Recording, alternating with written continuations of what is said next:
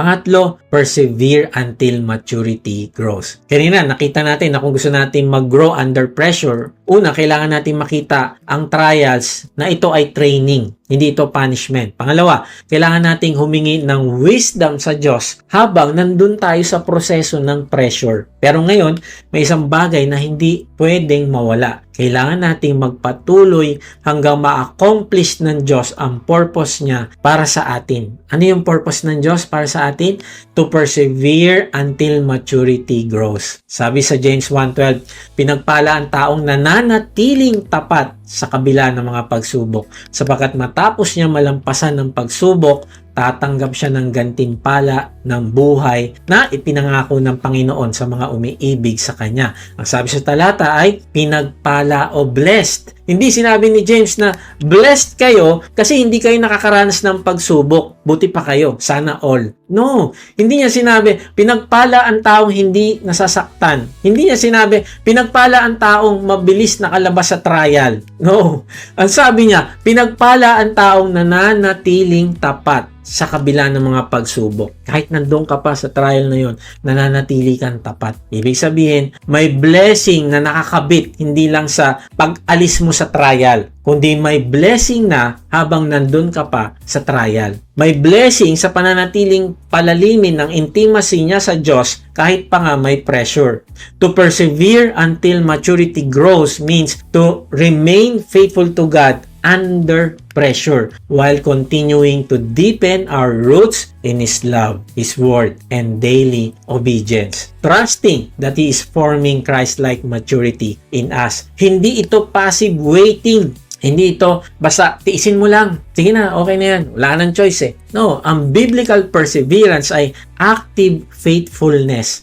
Patuloy kang lumalapit sa Diyos kahit may pressure. Patuloy kang nagme-meditate sa salita niya kahit may pressure. Patuloy kang nagsisisi. Patuloy kang sumusunod. Patuloy kang nagmamahal sa Diyos. Patuloy kang nag-a-apply ng katotohanan araw-araw kahit hindi pa nga tapos yung trial mo. Kuya Mike, iba sabihin, kung mag-persevere ako, maliligtas ako, tatanggap ako ng gantimpala ng buhay. Hindi. Malinaw yung gospel. Hindi tayo naliligtas dahil matibay tayo. Naliligtas tayo dahil si Kristo ang matibay na tagapagligtas. Hindi tayo tinatanggap ng Diyos dahil perfect ang endurance natin. Tinatanggap tayo ng Diyos dahil perfect ang ginawa ng Panginoong Hesus sa krus. Kaya lang, tandaan natin na ang tunay na pananampalataya na kay Kristo ay hindi patay, kundi ito ay may buhay na galing sa Diyos. Kaya nga magbubunga ng perseverance. Kasi kung patay yung pananampalataya na yan, walang magiging transformation. Kaibigan, tanda mo ito. Perseverance is not the payment for salvation.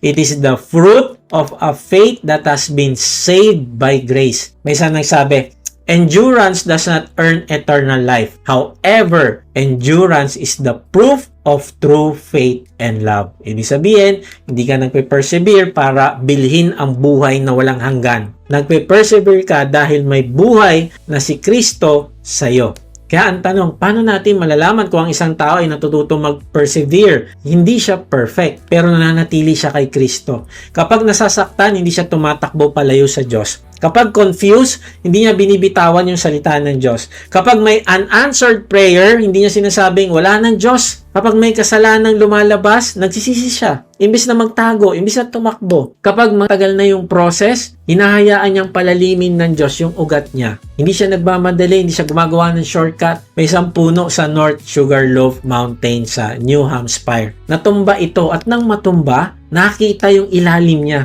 Buhay pa sana ang puno, mukhang okay sa ibabaw. May katawan, may sanga, may dahon, pero nang dumating yung malakas na hangin, bumagsak siya. Bakit? Kasi mababaw ang ugat. Sinasabi sa kwento na sa lugar na yon kasi mabato ang lupa. May matigas na bato sa ilalim. Kaya ang ugat ng puno, imbis na lumalim, kumalat lang sa ibabaw. Habang walang bagyo, mukha siyang okay. Mukha siyang matibay, mukha siyang buhay na buhay, mukha siyang matatag. Pero nang dumating yung malakas na hangin, doon lumabas yung problema. Hindi pala sapat yung lalim ng ugat. Kaibigan, hindi ba ganun din sa atin? May mga tao na mukhang okay habang walang pressure. Nakaka-attend, nakaka-smile, nakakapag-post ng verse, nakakapag-serve.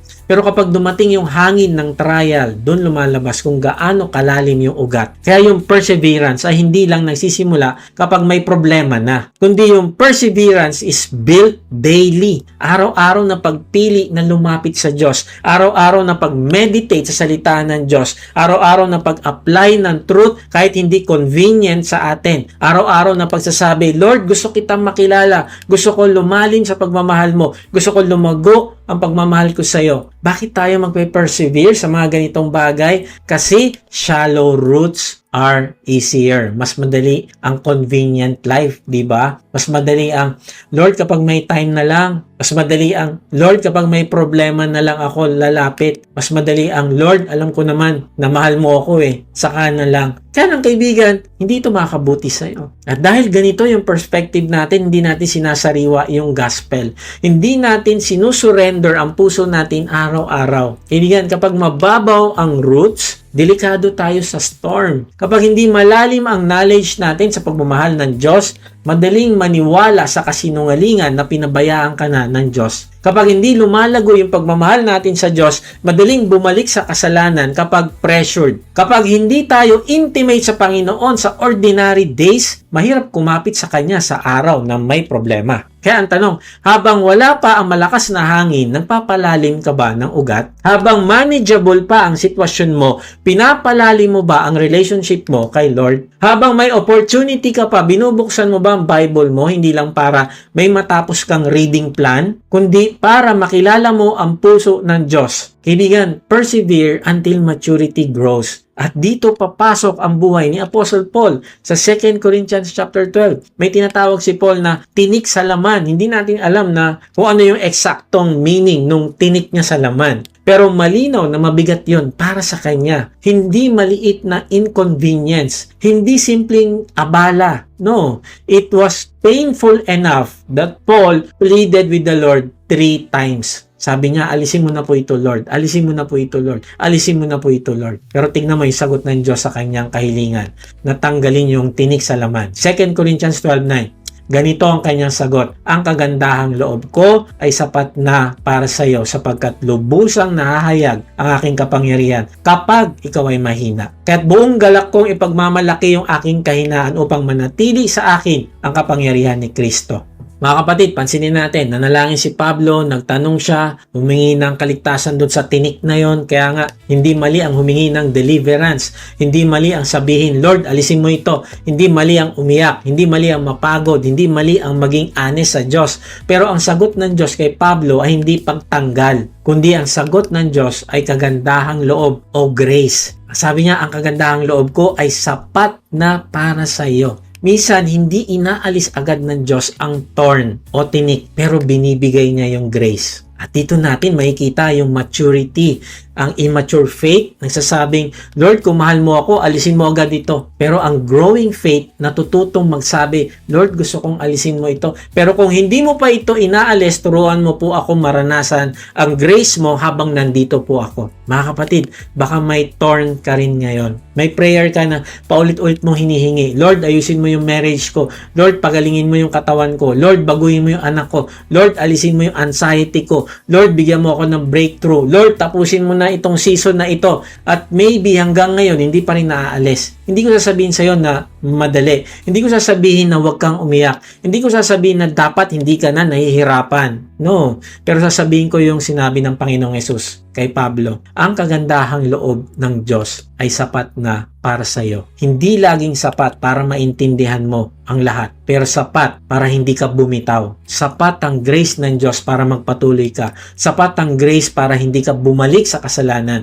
Sapat ang grace para magpatawad ka. Sapat ang grace para maghintay ka. Sapat ang grace para maglingkod. Sapat ang grace para magmahal. Sapat ang grace para manatili ka. At kung ngayon nasa storm ka na, hindi pa huli ang lahat, lumapit ka sa Panginoong Yesus. Siya ang tunay na puno. Siya ang source ng buhay. Siya ang Savior na hindi lang nagtuturo ng perseverance. Siya mismo ang nag-persevere hanggang krus para iligtas tayo. Siya ang nagtiis ng suffering na hindi natin kayang tiisin. Siya ang namatay para sa kasalanan natin at nabuhay muli para bigyan tayo ng bagong buhay. Kaya kung wala ka pa kay Kristo, ang unang response mo ay hindi lang magpakatatag. Ang unang response mo ay lumapit sa Panginoong Yesus, magsisi ka, sumampalataya ka sa Kanya, tanggapin mo yung grace niya, siya ang magbibigay sa iyo ng bagong puso. Kung ito yung nais ng iyong puso, ay ipahayag mo ang iyong pananampalataya sa Kanya, kaibigan.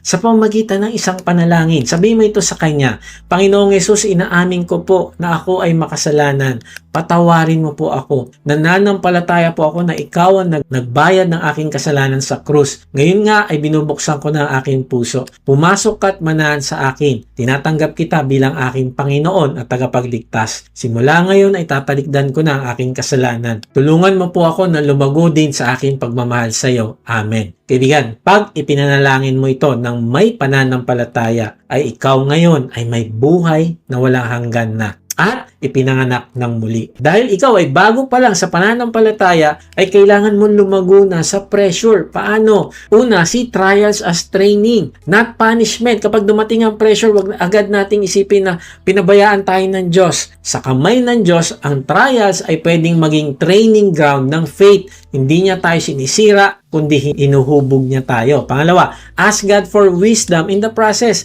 Kapag hindi natin alam ang gagawin, huwag tayong magdesisyon mula sa takot, galit, pride o panic. Lumapit tayo sa Diyos. Siya ang nagbibigay ng wisdom na sagana. Binubuksan niya ang kanyang salita sa atin sa pamamagitan ng Holy Spirit. Pangatlo, persevere until maturity grows. Huwag tayong bibitaw habang may ginagawa pa ang Diyos. Mag-ugat tayo sa kanyang salita, sa kanyang pag-ibig, sa prayer, sa repentance, at sa daily obedience. Ang maturity ay hindi biglang tumutubo sa araw ng bagyo. Ito ay lumalalim habang araw-araw tayong nananatili kay Kristo. God bless.